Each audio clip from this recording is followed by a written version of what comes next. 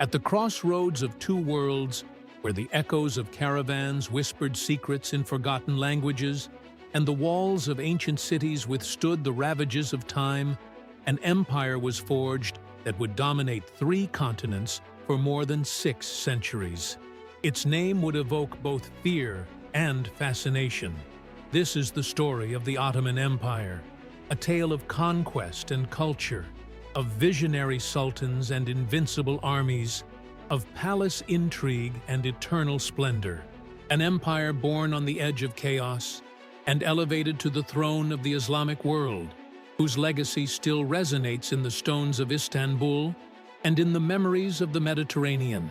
Through this journey, we will delve into the heart of a civilization that challenged ancient empires, transformed religions, redrew maps, and shaped the destinies of millions. Join us through the dust of the steppes, the gold of the mosques, and the shadows of the harems. We will discover how a small principality founded by an unknown leader grew into one of the most powerful empires in human history. This is not just a historical chronicle. It is an epic of power, ambition, faith, and glory. Long before the domes of Constantinople were tinged with the crescent moon, before cannons thundered off the Byzantine walls and muezzins raised their song to the heavens above the minarets of Hagia Sophia, there was a time when all was wind and dust. On the vast plains of Central Asia, where horses gallop like desert spirits and stars guide travelers like ancient beacons, the Turkic peoples were born. They were nomads without kings or borders, but with an unwavering strength, the constant search for a new horizon. Thus began the path that would lead them, centuries later, to found an empire that would shake the world. The Turks left no great stone monuments or golden manuscripts. Their history was oral, woven into war songs and legends passed down under the moon. They lived by herding and hunting, but also by warfare. They were exceptional horsemen, masters of the bow and spear. The Altai Mountains and the steppes that today extend through Mongolia, Kazakhstan, and southern Russia were their cradle. In the 7th century, they began a slow but steady westward migration, driven by hunger, invasions, and the unstoppable desire for new lands. Over time, many of these groups abandoned the nomadic life to settle around the Caspian and Aral Seas.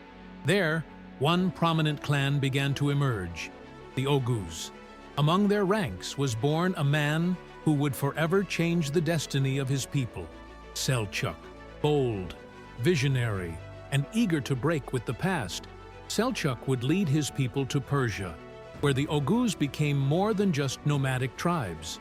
They adopted the Persian language and sophistication, embraced Islam, and shaped a new identity. Thus was born the seed of the Seljuk Empire. The Seljuks were not just conquerors. They were architects of a hybrid world, where the teachings of the Quran intertwined with the wisdom of the Zoroastrians and the politics of the Sassanids. Their expansion brought them to the very gates of the Byzantine Empire. In 1071, fate turned a corner at the Battle of Manzikert. There, the Seljuks defeated the mighty Byzantine army and opened the Anatolian gateway to the Turkic peoples. It was a humiliating defeat for Constantinople and a glorious dawn for the descendants of the steppes. The victory wasn't just military. It was cultural, spiritual, existential. Anatolia, until then a Christian and Greek stronghold, began to transform into an Islamic mosaic. Tribe after tribe, clan after clan, the Turks began to settle in the region. Soon, new kingdoms, new leaders, and new rivalries would emerge. But most importantly, the land sowed ambition. They were no longer just desert riders. Now they dreamed of building something eternal, something worthy of the empires they had once admired from afar. Still, nothing lasts forever. Less than a century after Manzikert, the Seljuk Empire began to crumble. Infighting, corruption, and external pressure fragmented it into small principalities. One of them, almost invisible to the eyes of neighboring powers, would be the stage for history's next great leap. In that forgotten corner, a silent and determined leader was beginning to forge his legacy. His name was Osman. What was to come wasn't just the founding of a new empire, it was the birth of a new era for Islam, for Europe, for Asia, and for Africa. And it all began amidst horses, bows, and the eternal murmur of the steppe wind. But that was just the beginning. What came next would transform the world forever. From the ashes of the Seljuks and the scattered remains of the Sultanate of Rum emerged a leader whose figure was shrouded in the mists of myth and reality. Osman, son of Ertugrul, ruled a modest beylik on the western border of Anatolia. He was neither the greatest nor the most powerful, but he possessed something others did not: vision, unwavering faith, and a mystical conviction that his destiny was written in the stars. Tales would say he dreamed of a gigantic tree growing from his chest, its branches covering endless lands. And in a time when dreams were signs from heaven, Osman knew he must act. While his neighbors were wasting away at internal disputes, Osman directed his forces westward, toward the declining Byzantine Empire. He knew he couldn't compete in numbers, but he could in fervor. His Ghazi warriors, driven by the ideal of holy war, fought with an intensity no army could match. And every town taken, every tower conquered, was not just a military trophy, but a step closer to realizing the dream. Under his command, more than just a territory was forged. A cause was built. Osman conquered not just for himself, but for something greater: a new civilization, a new way of governing, a new interpretation of Islam. And he did so shrewdly. He allowed local customs to continue, protected Christians who offered no resistance, and forged alliances with those who desired stability. He was not just a warrior, he was a political architect. When Osman died around 1324, he left behind not a vast empire, but something more powerful: a dynasty. His son Orhan would continue the enterprise, conquering the city of Bursa and making it the first Ottoman capital. The transition was subtle but definitive, from a tribal principality to an embryonic imperial structure. Coins were minted, a bureaucracy was formed, and a regular army was organized. The idea of the Ottoman state was taking shape. Osman's story was shaped over time. His exploits, real or expanded by legend, would be recounted for centuries by court chroniclers. In them, the founder of the empire was portrayed not only as a conqueror, but as a just, pious man, guided by providence. His lineage would become synonymous with authority and continuity. The banner he raised would never fall again, at least not for 600 years.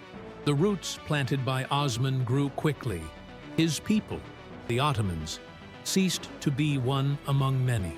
They became an identity, a moving force, a word that made the kings and popes of the Christian world tremble.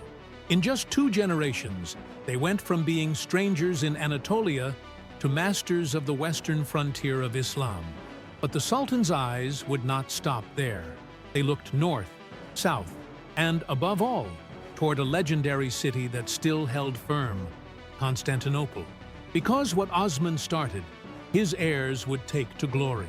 And what seemed like a frontier spark was turning into the fire that would devour entire empires. The most incredible was yet to come. And in the next part, the story would meet a legendary destiny. From its throne between Europe and Asia, Constantinople rose like a beacon of the past. It had withstood crusades, plagues, schisms, and sieges. Its walls seemed made not just of stone, but of legend. For the Ottomans, it was much more than a city. It was a symbol, an obsession, an unfulfilled promise.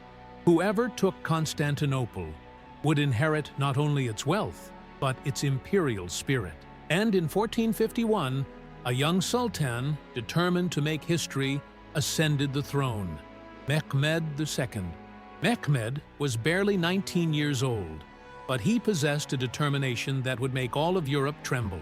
His mind was a melting pot of the classical and the modern.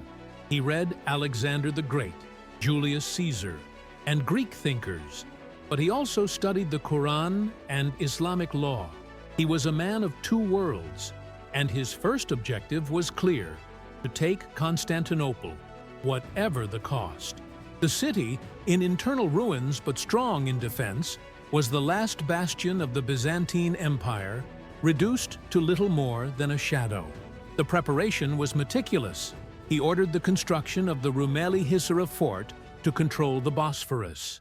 He summoned Hungarian engineers to craft gigantic cannons capable of tearing down centuries-old walls. He assembled an army of over 100,000 men. And in April 1453, the siege began. For weeks, the sky was covered with smoke, the ground shook with artillery shells, and prayers echoed in churches and mosques alike. The fate of two worlds was being debated at the gates of one city.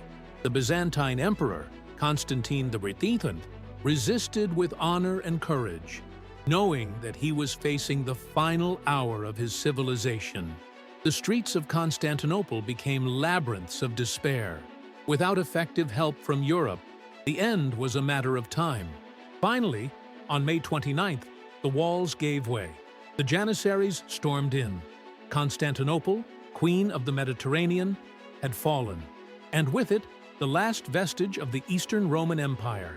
Mehmed entered the city not as a plunderer, but as a civilizing conqueror.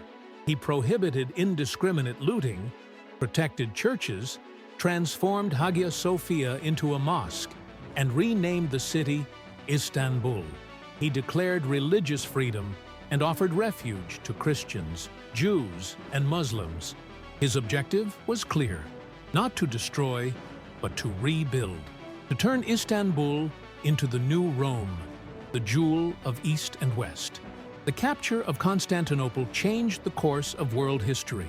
It marked the end of the Middle Ages and the beginning of modernity. It was a political, spiritual, and symbolic earthquake. The Ottomans were no longer a regional power. They were the new center of Islam, the great threat to Europe, and the hope for millions in Asia and Africa. Mehmed had fulfilled a centuries-old dream, but the young sultan wouldn't stop there, because for him, the conquest was only the beginning. His gaze now turned to Greece, the Balkans, Arabia. The Ottoman rise had just begun, and what Mehmed would achieve next would redefine an entire continent. After the conquest of Constantinople, Mehmed II was not content with simply crowning himself the conqueror. He envisioned himself as Caesar's legitimate heir, the new emperor of Rome, but with a turban instead of a laurel wreath. In his mind, the world must be reorganized under his banner. And so he began a campaign of systematic expansion, directed with the precision of a chess player. The Peloponnesian fortresses fell one after another. Greece, which had once shone with the splendor of Athens and Sparta, now answered to Istanbul. In the north, Mehmed's eyes were fixed on the Black Sea. He took Trebizond, crushed the resistance in Crimea, and extended the Ottoman reach to the Tatar Peninsula. In the west, he advanced into Bosnia and Serbia. These were not simple military conquests. They were strategic moves, pieces on a chessboard that stretched from the Alps to the Caucasus. And each victory was celebrated not just as a political triumph, but as a sacred mission. Mehmed was not just a warrior. He was a reformer, a visionary. He redesigned Istanbul, endowing it with mosques, libraries, bazaars, and schools. He opened its doors to scientists, philosophers, and artists. Under his rule, the city was reborn. It became a center of learning, art, and commerce. It wasn't just the capital of an empire, it was the beating heart of a new civilization. Byzantine walls mingled with Ottoman domes. Past and present coexisted, but not everything was glorious. Wars brought bloodshed, displacement, and resistance. The Christian peoples of the Balkans saw the Ottomans as a constant threat, and while many were integrated with respect, Others suffered repression and high tributes. The Devshirme system, which took Christian children to train the feared Janissaries, expanded. These children, transformed into elite soldiers, lived a life of absolute loyalty and total uprooting. They were simultaneously protected by the Sultan and orphaned by the world. Despite the tensions, the system worked. It was ruthless, but effective. The empire grew. Its borders expanded. Its armies strengthened. Its identity strengthened. Mehmed died in 1481, leaving behind a monumental legacy. He hadn't just conquered cities, he had shaped a new world order. His name would be immortalized as the second great father of the empire, after Osman. And while their heirs took the reins, kings in Europe began to look to the east with renewed fear, because the power that rose in Istanbul knew no bounds, and their ambition was only just awakening. But the next in line to succeed would shake the foundations of the old world even further. The rise of Selim I, known as the Grim, would mark a radical turning point in Ottoman history. Unlike his father, whose gaze was directed toward Europe, Selim focused his ambition on the East. With a steely gaze and an implacable will, he eliminated all his brothers and nephews to secure his throne. A cruel decision, yes, but for him, the empire could not afford the weakness of internal disputes. Only a strong leader could guide the Ottomans toward their destiny of greatness. His first objective was Persia. There, the Safavids ruled, a Shia dynasty that challenged both the military authority and the religious legitimacy of the Ottomans. The rivalry was not only territorial, but spiritual. In 1514, Selim faced them at the Battle of Chaldiran. His cannons and disciplined infantry devastated the enemy. It was a crushing victory. Eastern Anatolia was secured, but Selim did not stop there. He kept marching. The next target was Egypt. In the hands of the Mamluks, the land of the Nile still clung to medieval power, but the roar of Ottoman cannons pierced the desert. Syria, Palestine, and then Cairo. In 1517, the Mamluks fell. Selim took the city, and with it, control of Mecca and Medina. It wasn't just a political conquest, it was a religious revolution.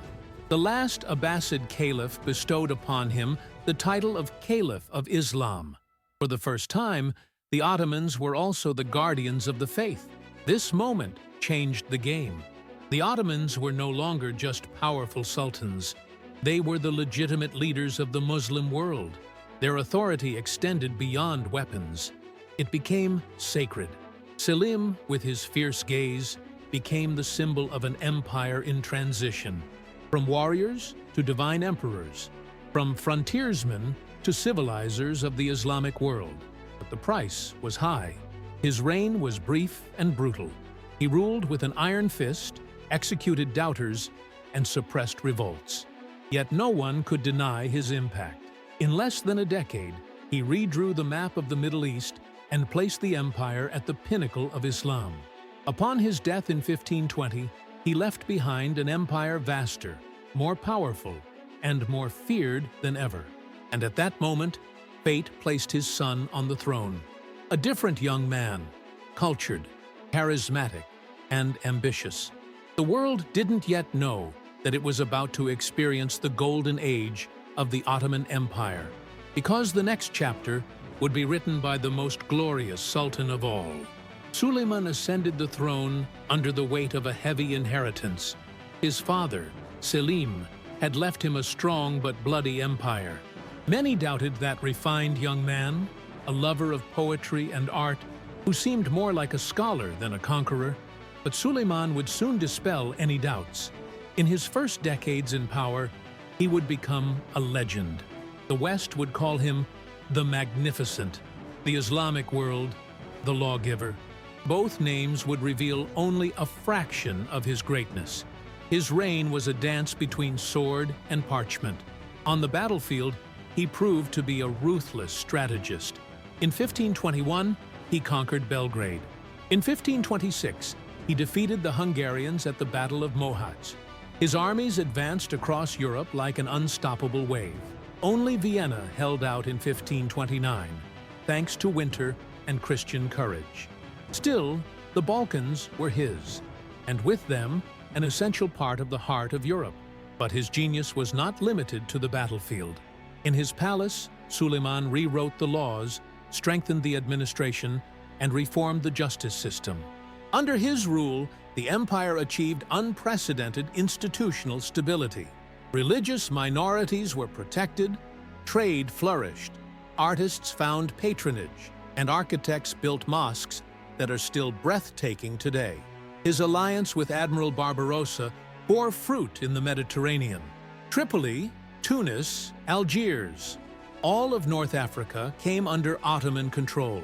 Spain, Venice, and the papacy joined in a holy league to stop them, but were defeated at the Battle of Preveza. The sea, too, spoke Turkish. And in the east, the campaigns against the Safavids continued, securing Baghdad and Mesopotamia for the empire. But even at the top, Suleiman was a man. He deeply loved one woman, Roxolana, a slave who became a sultana. Their story, marked by passion and scandal, transformed the balance of power at court.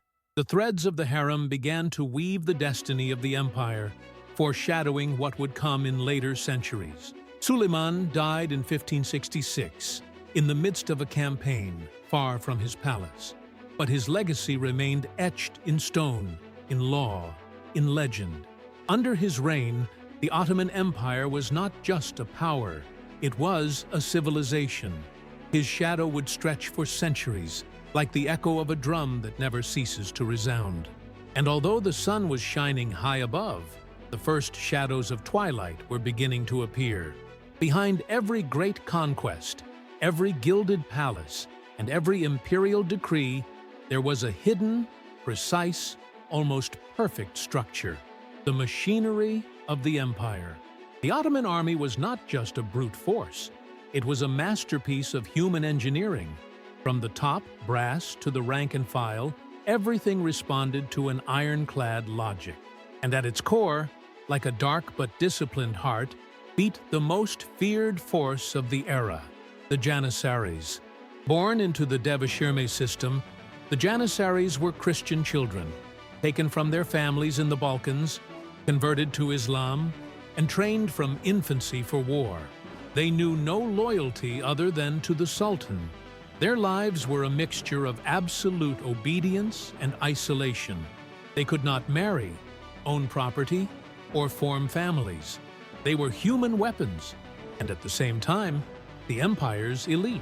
Their mere presence on the battlefield sowed panic. But Ottoman power wasn't built on swords alone. The administration was equally formidable. Governors, judges, tax collectors, and scribes formed an extensive network that connected the far reaches of the empire with Topkapi Palace. The Ottoman bureaucracy knew how to collect taxes, keep the peace, and control rebellions. It was efficient, ruthless, and orderly. At a time when Europe was still torn between feudal kingdoms, the Ottomans administered an entire continent with surprising harmony. Despite its vertical structure, the empire displayed surprising tolerance. Christians and Jews were allowed to practice their faith, retain their religious leaders and community laws, as long as they paid tribute. This, far from weakening the empire, strengthened it. Diversity was part of its essence. Ottoman power did not impose a single language or a single ritual. Its greatness lay in embracing difference without losing control. Cities flourished under this administration. Istanbul, Aleppo, Cairo, Damascus, Baghdad, each was a cultural, commercial, and spiritual center. Markets brimmed with spices, textiles, manuscripts, and languages. Mosques raised their domes like prayers, frozen in time. The architecture, influenced by Byzantium, Persia, and Arabia, merged into a unique aesthetic. Ottoman art was subtle, geometric, and luminous. The soul of a civilization lived in its lines. However, even the most perfect machinery requires maintenance, and as the generations passed, the system began to show cracks. The Janissaries, once incorruptible, began to mix with palace politics. The viziers gained more power than the sultans, and decisions were increasingly made in the shadows of harems and gardens, far from the din of the battlefield. Still, the empire's glory was palpable. Its flags flew from Hungary to Yemen, and although stability masked the first signs of decline, no one at the time imagined that this colossus would one day fall. But every empire that touches the sky also casts a longer shadow. During the 16th and 17th centuries, the Ottoman Empire was more than a kingdom of swords. It was an economic power, a spiritual center, a beacon for millions. Trade routes linking India, China, and Africa passed through its territories. Caravans crossed deserts and mountains to reach its bazaars. Its markets mingled with incense from Yemen, silk from Persia, ivory from Ethiopia, and gold from Sudan. The empire exuded wealth. Faith also defined him. As caliphs of Islam, the Ottoman sultans were seen as the spiritual leaders of the Muslim world. They cared for the holy sites, Mecca, Medina, Jerusalem. They restored mosques, built madrasas, and promoted religious education. During the month of Ramadan, cities were transformed into sacred spaces. Religion wasn't just a spiritual code, it was the invisible fabric that held the empire together. And amidst this symphony of gold and prayer, the Jews found an unexpected refuge. After their expulsion from Spain in 1492, thousands emigrated to Ottoman territory. There they were not persecuted, but welcomed. In cities like Thessaloniki and Istanbul, they founded prosperous communities. They lived in peace, created printing presses, developed trade, and became an essential part of the empire's soul. This tolerance was not altruism, it was a vision of state. The arts flourished with equal intensity. Under the patronage of the sultans, poets, musicians, and painters transformed the empire into a garden of creation. Miniatures illustrated epics and legends. Court music enlivened palace nights. Poetry, written in Turkish, Persian, and Arabic, wove metaphors that spoke of love, death, and divinity. Ottoman splendor was, above all, an act of collective beauty. But not everything was rosy. Global change was underway. Europe was beginning its maritime expansion. Portugal and Spain were opening routes across the Atlantic, and trade was shifting from the Mediterranean to the oceans. The Ottomans, proud of their land and traditions, viewed this change with disdain. But the world was turning, and with it, the center of power. The empire was beginning to fall behind, unaware. The signs were subtle. Fewer caravans, empty coffers, higher taxes. The provinces were beginning to grow restless. Governors were accumulating power. Reforms were slow. The court, caught up in its own splendor, didn't see the storm coming. The Golden Age hid a slow sunset, and on the horizon, new powers began to lurk. Russia, Austria, England, everyone knew that the Ottoman giant was still strong, but no longer invincible. And the first big shock would come in the form of gunpowder and a cross. In 1683, the sky above Vienna was covered with the banner of the crescent moon. More than 150,000 Ottoman soldiers, led by Grand Vizier Kara Mustafa, surrounded the city. It was the second time the empire attempted to seize the heart of Europe. The trumpets of war blared. For many in the West, this wasn't just an invasion. It was the final chapter of the Crusades, with the roles reversed. For weeks, cannons pounded Vienna's walls. Churches were converted into hospitals. Food was scarce. The city held out, but barely. And when all seemed lost, a Christian alliance arrived from the north, led by Polish King John Sobieski. More than 80,000 men marched to the defense of Vienna. On September 12th, in a cavalry charge that would make history, 18,000 horsemen attacked at dawn. It was the largest cavalry charge ever recorded. The Ottomans failed to resist. The siege was broken, The army was defeated. Kara Mustafa returned humiliated and was executed shortly after by order of the Sultan. The Battle of Vienna wasn't just a military defeat, it was a psychological blow. For the first time in centuries, the Ottomans weren't just not advancing, they were retreating. Europe celebrated. The balance of power was beginning to shift. The consequences were profound. From then on, the Ottomans were forced to negotiate, yield, and resist. The power that had once challenged all of Europe began to fragment. In the Balkans, rebellions multiplied. Viziers became more influential than the sultans. The army became a body of vested interests and corruption. The once feared janissaries were transformed into soulless mercenaries. In the midst of it all, the people felt the change. Mosques continued to rise, but empty stomachs spoke louder. Taxes rose. Trade routes closed. The splendor of yesteryear became a memory. And most dangerously, the empire, which had always adapted, began to resist change. Europe, meanwhile, was advancing. Its science, its technology, its industry. The Enlightenment was beginning to illuminate the continent, and the Ottoman Empire, trapped in its tradition, looked to the future with the eyes of the past. But the most devastating blow was yet to come, and it wouldn't come from outside. With the arrival of the 18th century, the Ottoman Empire resembled a magnificent painting, but one that was cracked. From a distance, it retained its shape, its symbolic power, its religious authority, but from within, everything creaked.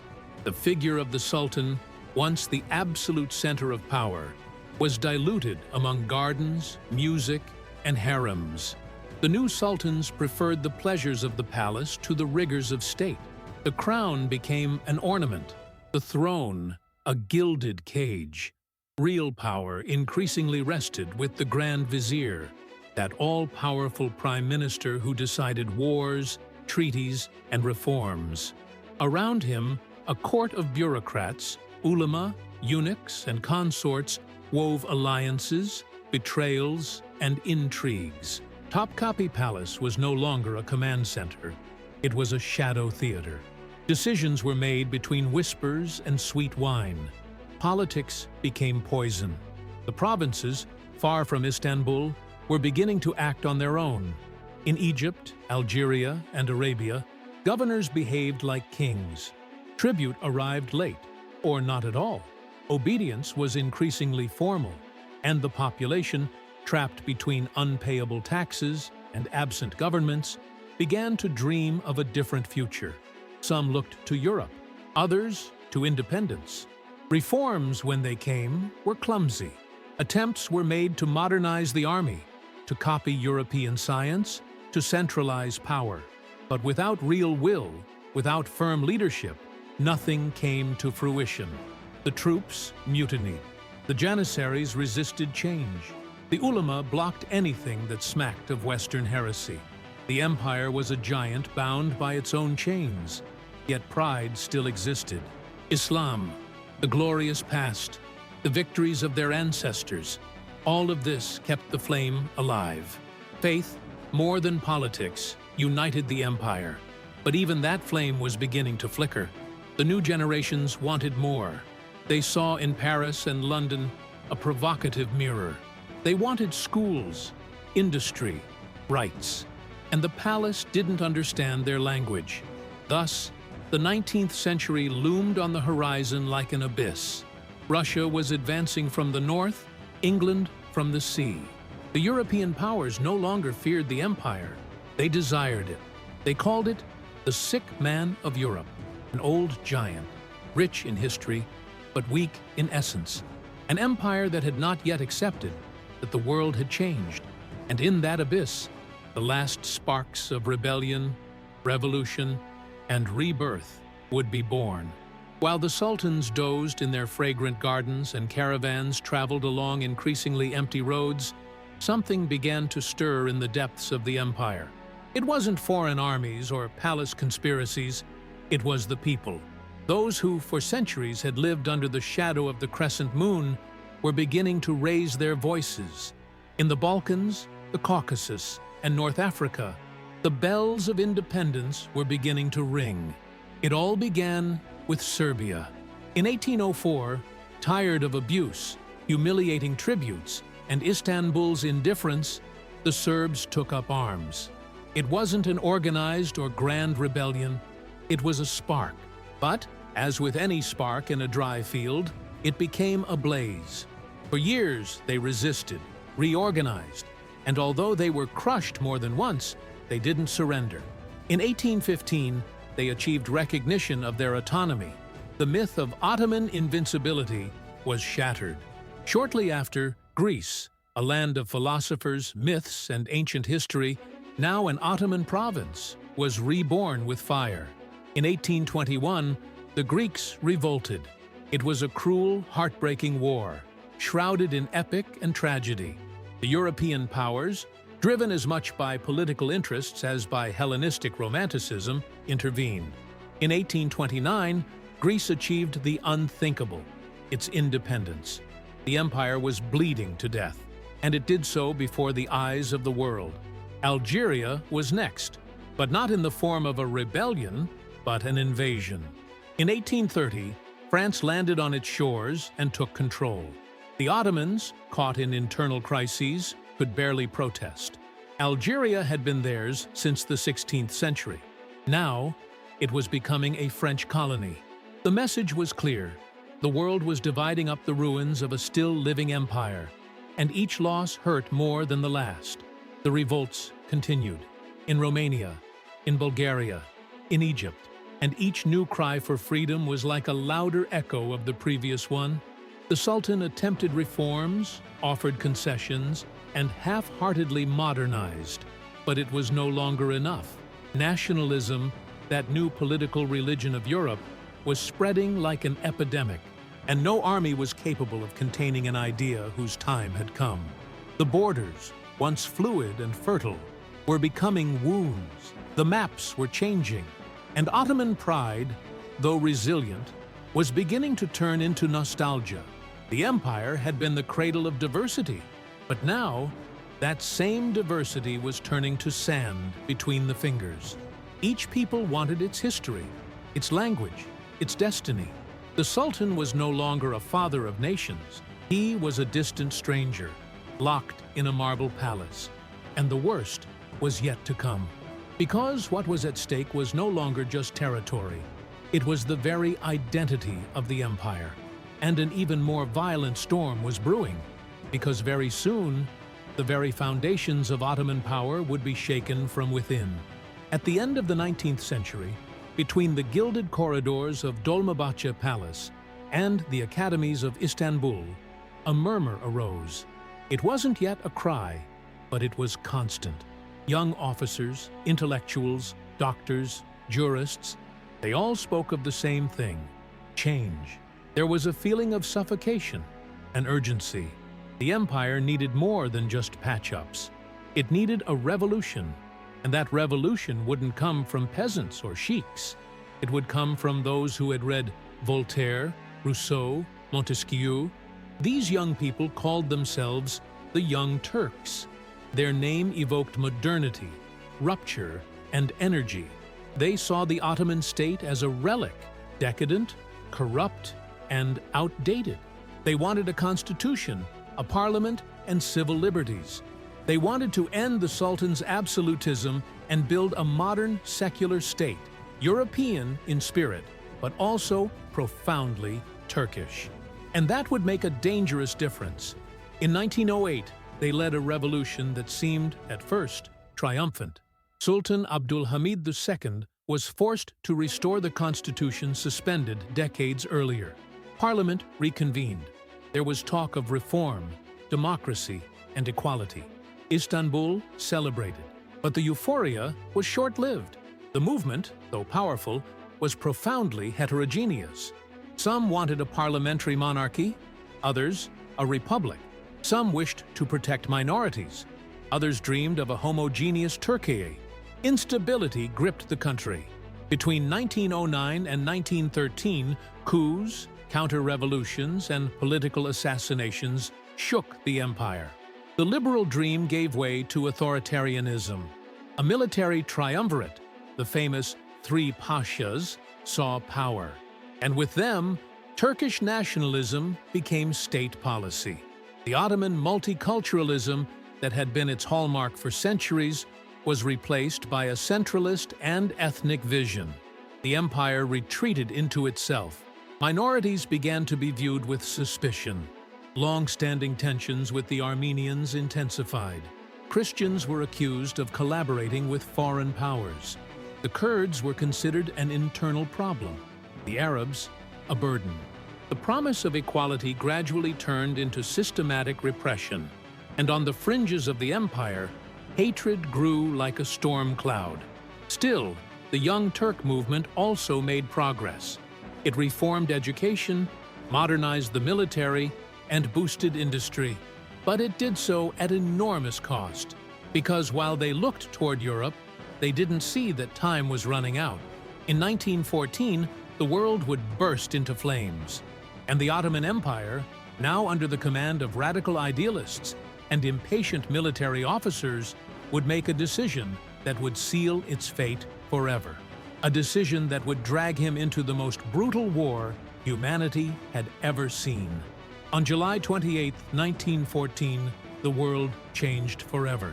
The First World War began, sweeping Europe into a maelstrom of broken alliances, warring empires, and millions of lives at stake. For the Ottoman Empire, it was its last chance to survive or disappear. And the Young Turk leaders, convinced that victory lay in allying with the strongest, decided to join the side of Germany and Austria-Hungary. It was a leap into the abyss. At first, there was hope. Ottoman forces achieved a stunning victory at Gallipoli, where they repelled a British, Australian, and New Zealand coalition. The defense was heroic. Blood stained the beaches, but the empire held on. The name of Mustafa Kemal, a brilliant young officer, began to resonate in military circles. He was a light amidst so many shadows. But on other fronts, the outlook was bleak. In the Caucasus, Ottoman troops were crushed by the Russians. In the Arabian desert, the British fomented a revolt with promises of independence. Lawrence of Arabia roamed the dunes, whispering freedom to the sheikhs. And in Syria, Iraq, and Palestine, the empire began to lose ancestral territories. The Ottoman dream crumbled like parchment in the rain. And then came the darkest tragedy. Fearing an alliance between Christian Armenians and the Russians, the Ottoman government carried out a systematic campaign of deportations, massacres, and starvation. Between 1915 and 1917, more than 1 million Armenians were killed or expelled. It was the first genocide of the 20th century, and a wound that still bleeds in the world's memory today. The empire, once a symbol of tolerance, was falling into its worst contradiction. The war left the empire in ruins. In 1918, defeated, the Ottoman army collapsed. Istanbul was occupied by Allied troops. France, England, Italy, and Greece divided its provinces as spoils. The Sultan became a figurehead. The dynasty, which had ruled for more than 6 centuries, was now a hostage in its own palace. The world map was redrawn, and the name of the Ottomans disappeared from it. But among the ruins, a new flame was beginning to burn. Because the Turkish people, defeated but not vanquished, still had the strength for one last cry. And from the rubble of the empire, a figure would rise to defy fate. A man who would forever change the history of the Middle East. When all seemed lost, when foreign flags fluttered over the domes of Istanbul, and the shadows of colonialism loomed over Anatolia, a new leader emerged. He did not come from a palace, nor from a noble family. He was a disciplined military man, a secular thinker, a patriot with a sharp gaze and a steely voice. His name was Mustafa Kemal, and he would be remembered by history as Ataturk, the father of the Turks. In 1919, while the Ottoman government was negotiating with the Allies in an attempt to survive, Mustafa Kemal secretly traveled to Samsun, on the Black Sea coast. There, he began organizing a resistance. He summoned loyal officers, peasants fed up with humiliation, students, merchants, and former soldiers. His message was simple and powerful. Turkey would not be divided. The homeland must be free, sovereign, and modern. Over the following years, he led a fierce war of independence. He faced Greeks, French, Armenians, and even his own sultan. Each battle was a declaration of existence. At Sakarya, Izmir, and Dumlupinar, the Turks demonstrated that they were not prepared to disappear into the margins of history. They fought with desperation, with honor, with a fire that only comes from the abyss. In 1922, the Greek army was expelled. The foreign powers withdrew. The Ottoman Empire, now a mere shadow, was abolished by the new revolutionary parliament. The Sultan was exiled. The Ottoman dynasty, after more than 600 years, came to an end without ceremony, without glory. It was a silent, inevitable, but also dignified conclusion. The past gave way to the future. Treaty of Lausanne was signed. Turkey was recognized as an independent republic. A new capital was established, Ankara, a symbol of a nation emerging far from the intrigues of the old empire. And Mustafa Kemal was proclaimed its first president, not as a sultan, but as a servant of the people's will. A new era had begun, but not everyone celebrated. Many felt the end of the empire as a betrayal, an irreparable loss. Prayers fell silent in the Topkapi courtyards. Mosques no longer dictated politics. The turban gave way to the Western hat. However, for most, there was a respite. The old world was fading, but at least there was still a country that could write its own destiny. And the new state, born from the ashes of empire, would have to decide who it was and what it wanted to be. With the proclamation of the Republic of Turkey, one of the most radical transformations in modern history began. Mustafa Kemal Atatürk not only abolished the monarchy, he abolished the very concept of the state. His project was revolutionary. He wanted a secular, industrial, literate European nation, a modern country that would forever bury the ghost of Ottoman backwardness. The reforms were profound, swift, and, for many, disconcerting.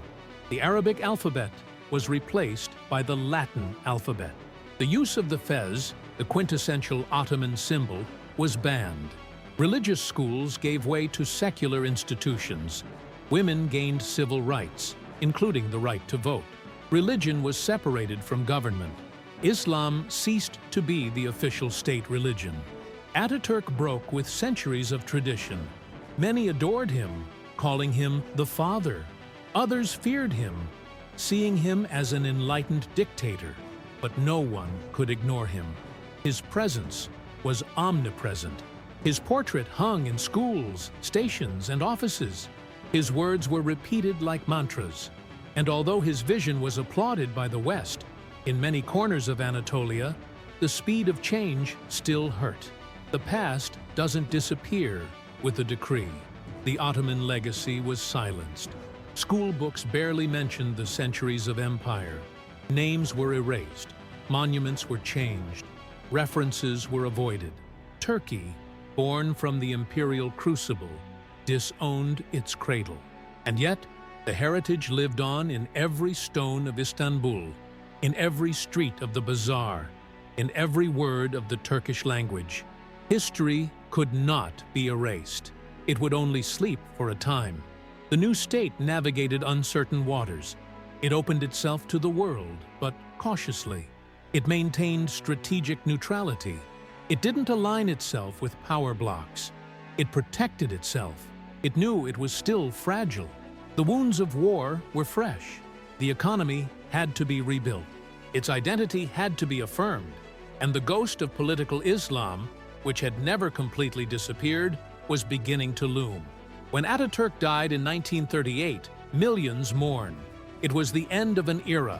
The man who buried the empire had founded a republic that, for all its flaws, managed to survive in a turbulent world. His tomb in Ankara became a secular shrine, and his legacy, an eternal debate. But the Ottoman Empire, although politically dead, would live forever in the culture, history, and memory of millions. Istanbul, the jewel of the Bosphorus, never ceased to be the soul of the empire, even when it ceased to exist. From its founding as Byzantium, through its glory as Constantinople, to its Ottoman heyday as Istanbul, the city witnessed the ages. Its streets hold the echoes of three empires. Its columns, domes, and alleys don't speak a single language.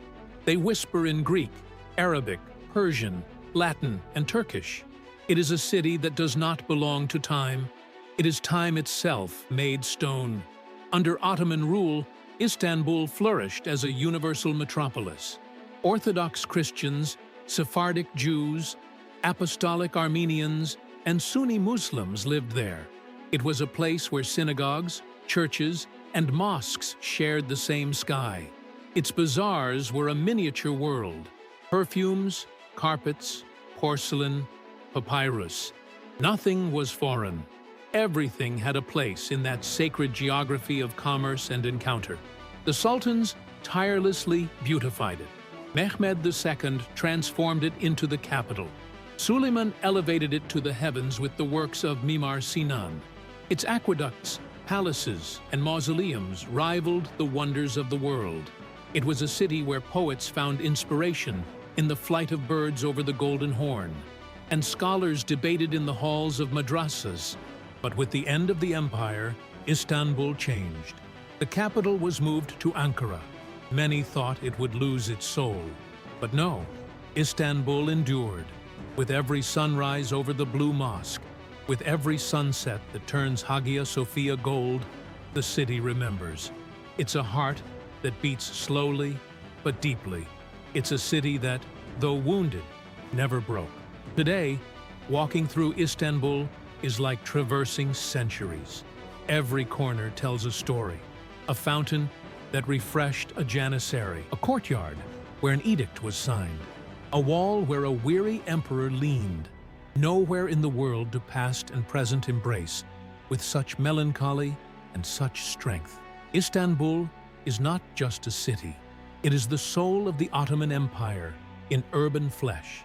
Its silence speaks louder than 1,000 speeches, and its beauty is a testament to all that was, to all that still is. Because even though empires fall, there are cities that sustain them in the collective memory. And as long as Istanbul exists, the Ottoman Empire will not be completely dead. In the collective memory of the people who lived under Ottoman rule, complex echoes still resonate. For some, it was an era of order, splendor, and shared greatness. For others, it was a history of oppression, silence, and loss. Not all of the wounds left by the empire were visible. Some were written in forbidden languages, others in abandoned cemeteries, some even in the silence of entire generations. The Armenian genocide, committed during the darkest years of the empire, remains an open wound. Millions of descendants in the diaspora seek justice, recognition, memory, the documents, the testimonies, the photographs. Everything is there. To deny it is to deny one's own humanity. Remembering it, though painful, is an act of dignity, because empires, when they forget their crimes, condemn themselves to repeat them. The Anatolian Greeks, expelled in forced exchanges, nostalgically remember the homes they never recovered. The Kurds, always marginalized, still struggle for their identity. The Arabs, used as laborers and then discarded, harbor bittersweet memories. And yet, all were part of the Ottoman mosaic. All contributed, all lived, all suffered. That complexity is, in itself, part of the legacy. In the 21st century, Turkey is still debating what to do with this past. Honor it or bury it? Reconcile or resist? Ottoman pride resurfaces in speeches, television series, and popular literature. But alongside this rebirth comes the growing duty to assume responsibility. A solid future cannot be built on the foundations of forgetting, because empires don't just leave monuments, They leave traumas. And healing those traumas isn't the task of a decree or a government. It's a generational task. It means looking at the past with open eyes, without hatred, but without deception. It means giving voice to those who were silenced. And above all, it means learning that greatness does not justify cruelty.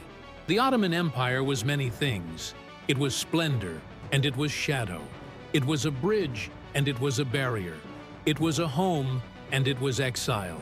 And in that contradiction lies its humanity. Because, like all empires, it was a creation of imperfect men, in an imperfect world. And understanding it is not glorifying it or condemning it, it is understanding ourselves. If there's one thing often forgotten in accounts of the Ottoman Empire, it's its contribution to knowledge. In a changing world, the Ottomans kept alive the flame of science, medicine, astronomy, and art. Their scholars translated manuscripts, developed theories, and built observatories.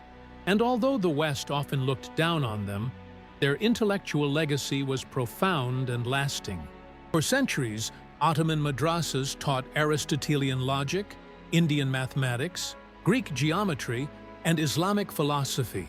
In cities like Bursa, Edirne, and Istanbul, centers of debate and scholarship flourished. Ottoman physicians performed surgeries, created remedies, and wrote treatises. Astronomers measured the stars with admirable precision. Knowledge was viewed as a spiritual act. Art also reached extraordinary levels. Miniatures illustrated inner worlds. Calligraphy, elevated to the status of visual poetry, decorated mosques, documents, and palaces. Iznik pottery, with its vibrant colors, conquered Europe. The music of the Ottoman court, refined and melancholic, wove notes between Sufism and Baroque. It was a universe where beauty was as important as utility. And beyond the academic realm, there was a philosophy of life. Sufism, with its quest for divine love and fusion with the absolute, offered a distinct spirituality.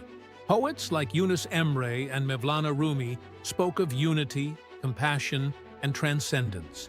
These weren't just verses, they were paths. Paths that millions of souls still follow today. The empire understood that power wasn't just military or political, it was also cultural. That's why it protected its artists, encouraged study, and celebrated erudition. At a time when Europe was raging in religious wars, the Ottoman world was, paradoxically, a haven for diversity of thought. Of course there was censorship, of course there were dogmas, but there was also creativity, openness, curiosity. And that's something we mustn't forget. Because knowledge, when it's part of an empire's identity, leaves deeper traces than any border. And in those traces, we can still find lessons for our present. Few civilizations have left a legacy as extensive and intertwined as that of the Ottoman Empire. We don't just inherit its monuments or its history. We carry its features in our blood, in our languages, in the names of our cities, in the recipes of our cuisines. The Ottomans didn't impose a single identity. They built a network of ties that still vibrates across 3 continents. In the Balkans, dances are still performed to Ottoman melodies. In North Africa, the art of the souks evokes techniques learned in Istanbul.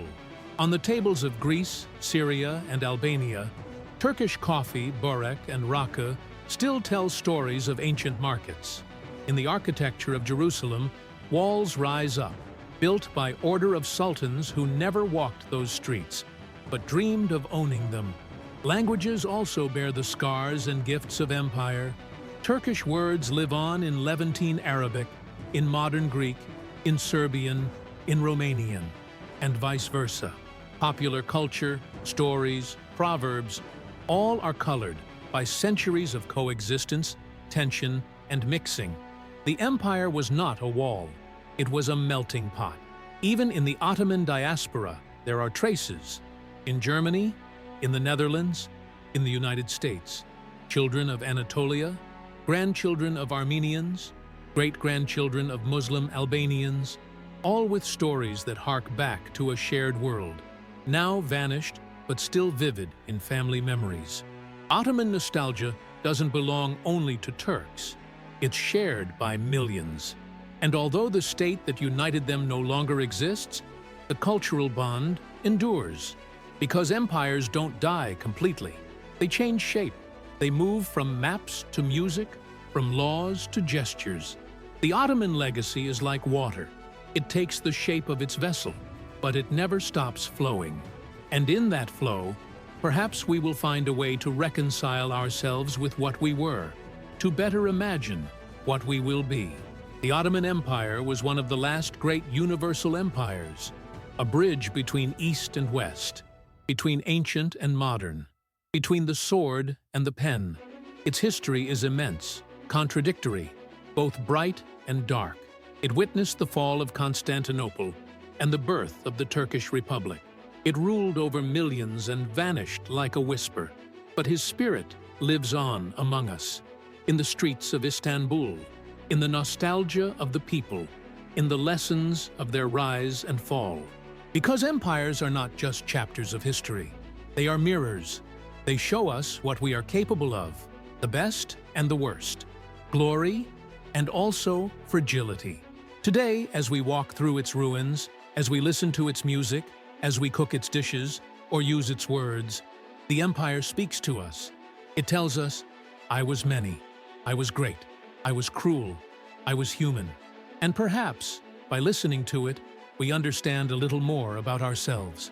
The Ottoman Empire is dead, but its legacy lives on. In you, in all of us, in me, and you, who have come this far, are part of its history. Share this journey, continue the conversation, and never stop exploring the past. Behind the velvet curtains, in the silent corridors of the imperial harem, another story was being woven. A less visible but no less powerful story. The women of the Ottoman Empire, often relegated to the margins of official narratives, were central figures in the politics, culture, and continuity of the dynasty. Not just mothers and wives, many of them were strategists, diplomats, art patrons, and architects of shadowy power. The harem was not, as European travelers portrayed it, a place of empty pleasure. It was a complex institution, with hierarchies, rituals, and rivalries. At its top stood the Valide Sultan, the Sultan's mother, whose influence could move armies and decide appointments. Some of them, such as Kosem Sultan or Hurrem Sultan, Roxolana, defined entire eras. They negotiated treaties, founded mosques, and controlled state finances. Their power was real, although it was never exercised from a throne. Roxolana, for example, broke all the rules. A Ukrainian slave captured in her youth, she became the legal wife of Suleiman the Magnificent, something unprecedented. She was an advisor, confidant, and mother to future princes. Loved by some, feared by others, she founded hospitals, schools, and public baths. Her figure embodied the tension between love, ambition, and destiny. Like her, many others left their mark on the stones of the empire. Ottoman women also shone outside the palace. In the bazaars, in the homes, in the mosques, they held important social roles. The Waqf, a charitable institution run largely by women, allowed widows, merchants, and nobles to donate wealth to build schools, fountains, and cemeteries. Their impact shaped cities. Women were invisible only on the surface. Their work was everywhere. And although they didn't hold public office, their influence was felt. The mother who educated the future sultan, the wife who controlled alliances, the courtesan who whispered in the ear of power. The harem wasn't just a place of confinement. It was a political, emotional, and cultural battlefield, where victories weren't counted in conquests, but in survival. Today, the stories of these women are resurfacing. Novels, films, and academic research rediscover their names, their faces, and their decisions. Because no empire is complete without its hidden halves. And in the Ottoman world, women were the silent weavers of an imperial destiny. And while they whispered in the shadows, the men made history out loud, unaware that they were often repeating the words they had been taught. The Ottoman Empire was, for centuries, the epicenter of Sunni Islam, but it was also home to Shiites, Sufis, Orthodox Christians, Catholics, Sephardic Jews, Druze, Yazidis, and dozens of other faiths. This multiplicity was not an exception, but the norm. And governing that diversity required wisdom, pragmatism, and, at times, repression. Religion in the empire was not just spirituality. It was structure, power, identity. The Ottoman sultans, beginning with Selim I, assumed the title of Caliph of Islam. It was more than a formality. It was a symbol of universal legitimacy. They guarded Mecca and Medina, restored shrines, and funded pilgrimages. Islam was the backbone of the empire. Laws were inspired by Sharia law. The Sultan held public prayers on Fridays, and the ulama, Muslim clergy, exerted influence over justice and education. But despite its centrality, Ottoman Islam was flexible. In cities like Jerusalem and Cairo, mosques, synagogues, and churches coexisted. Non-Muslim communities were classified as millets, semi-autonomous systems that could govern themselves according to their religious laws. They had their leaders, their courts, and their temples. In return, they had to pay tribute and accept the Sultan's authority. This system allowed for peace, although it also imposed hierarchies. Sufism, the mystical current of Islam, flourished vigorously. The Sufi orders, Mevlevis, Naqshbandis, Bektashis, were spaces for meditation, poetry, dance, and philosophy. They were loved by the people and respected by the sultans. Their tekkes, convents, spread throughout the empire. There they spoke of divine love, detachment, and unity. For many, it was the true essence of Islam, free, interior, and human. However, religion was also used as a weapon. In times of crisis, leaders resorted to religious fervor to justify wars, punish minorities, or stifle dissent. The balance between tolerance and control was fragile, and when nationalism replaced faith as the driving force of the state, many religious structures were dismantled. Mosques were emptied, tekkes were closed, and secularism took their place. Today, the religious legacy of the empire is visible in architecture, liturgy, and spiritual music. The domes are still there. The calls to prayer still ring out. But diversity, once protected, sometimes struggles to maintain itself. The Ottoman religious past is a lesson.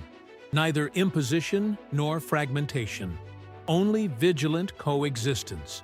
Because religion, when it becomes a bridge, builds lasting empires. But when it becomes a wall, it divides them from within. If the Ottoman Empire had a voice, it undoubtedly also had a face. And that face was made of stone, of marble, of domes that defied the sky. Ottoman architecture wasn't just grand. It was deeply symbolic. It spoke of power, of faith, of art, of the order of the universe.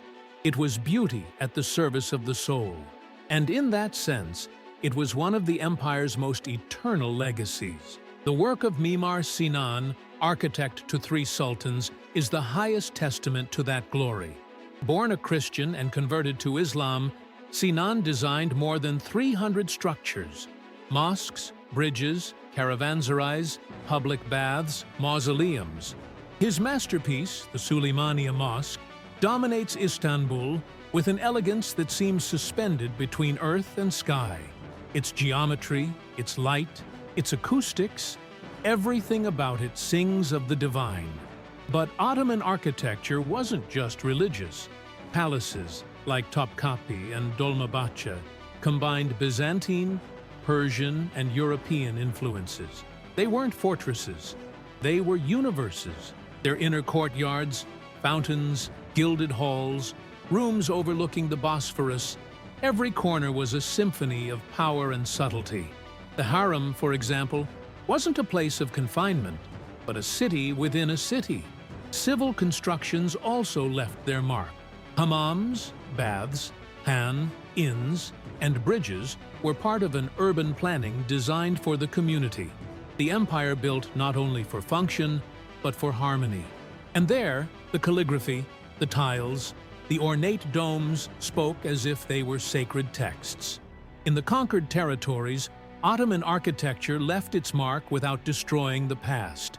In the Balkans, Syria, and Egypt, mosques were integrated into historic centers. It was a form of fusion, not erasure. And so, even today, walking through Sarajevo or Damascus is like encountering the subtle imprint of the empire. After the fall, many of these jewels were neglected. Some were restored. Others were abandoned. But Ottoman architectural art has been rediscovered as a universal treasure. Its symmetry, its devotion to light, its glorious humility are as fascinating as in its golden days. Because when the stone sings, time listens. The Ottoman Empire ceased to exist more than a century ago, yet its shadow still looms large in political debates, cultural identities, and geostrategic conflicts. It is not just part of Turkey's past. It is a key element in the history of Europe, Asia, and Africa. Its borders shaped modern nations. Its mistakes are a warning. Its achievements inspire. Its absence weighs heavily. In the Balkans, there is still debate about whether the Ottoman legacy was civilization or colonization. In the Middle East, many of today's states were born from the void left by its fall. Syria, Iraq, Lebanon, Palestine, all were Ottoman territories for centuries. Their cultures, religions, and tensions were born under the shadow of the turban, and they are still felt. In Europe, the memory of the Ottoman Empire remains polarizing. For some, it was a danger that nearly conquered Vienna. For others, it was a sophisticated neighbor with whom to trade and learn. In Russia, it was an eternal rival. In North Africa, it was a protector against European plunder. In Central Asia, it was a distant reference. The empire, like any giant, generated opposing opinions. In Turkey, memory remains divided. Some laud it as an era of glory. Others reject it as a symbol of backwardness. Modern politics oscillate between rescuing the heritage and reaffirming the secular republic. Television, film, and novels have revived the Ottoman imagination for new generations. And every work, every story, reopens an old dialogue. At the academic level, the study of empire has become global. It is no longer a subject solely for Turks or Arabs. Historians from around the world are exploring its administration, its culture, its legal system. Documents are discovered, archives are digitized, monuments are restored. The empire is studied not as an anachronism, but as a historical laboratory of diversity, power, and collapse. And in a fragmented world, the Ottoman model, with all its contradictions, offers lessons: how to unite without homogenizing, how to govern without eliminating, how to coexist without merging. No empire achieves this perfectly, but the Ottoman Empire at times tried. And that's why his memory doesn't disappear. It just changes form. The history of the Ottoman Empire is not only the history of a state that was born, grew, and fell. It is a human history of conquests, yes, but also of encounters, of impositions, but also of coexistence. It is the history of a civilization that was capable of creating a world that could accommodate many languages, many faiths, many souls. And although it did not always achieve this justly, its ambition was, in itself, admirable. For more than 6 centuries, the empire was home, prison, refuge, and threat to millions. Its fall wasn't just political, it was symbolic. It marked the end of an era where empires defined the world. Today, we live among nation-states, but the questions that empire left behind remain. How to coexist with difference, how to build without erasing, how to lead without dominating. The Ottoman Empire was many things, and it remains so. In every mosque in Istanbul, in every Ladino word, in every Topkapi scroll, in every grandfather who tells stories of yesteryear, in every young person who dreams of understanding the past to build a better future. Remembering the empire isn't nostalgia. It's awareness. It's questioning the legacy we're leaving behind. The empires we're building today, whether they're digital, economic, or ideological. It's understanding that everything that rises must also fall. But everything lived with passion endures. So ends this story. But the journey is just beginning. Share it, tell it, rewrite it. Because history isn't what it used to be, is what we do with it. Throughout this journey, we have crossed deserts, crossed continents, and transcended centuries. We have walked alongside sultans, poets, exiled mothers, and forgotten soldiers. The Ottoman Empire was a universe. It was a constellation of peoples, languages, and hopes. It was great. It was tragic. It was human. And even today, it continues to beat in the veins of our history. This is not a story of empty nostalgia. It's an invitation to look back, to better understand who we are today, to question what we've learned, to recover what we've lost. Because civilizations don't die completely. They live on within us, in our decisions, in our words, in what we choose to remember or to silence. If this story touched you, if it made you think, if it moved you even for a moment, don't leave it here. Subscribe to the channel for more content that delves into the great threads of human history. Share this documentary with someone who needs to be reminded that we are heirs to a world larger than we imagine. Activate notifications so you don't miss the next epics we're preparing. Leave us your comment. Which part of the Ottoman Empire moved you the most?